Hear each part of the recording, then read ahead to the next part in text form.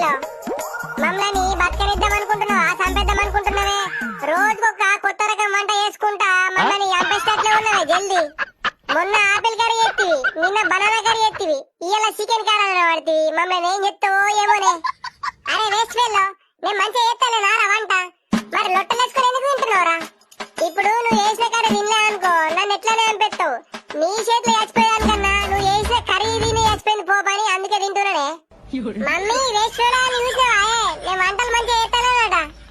అరే పొడా ఏమన్నా దగ్గర అక్కని అత్తారింటికి పోయేదాకా అలవాటు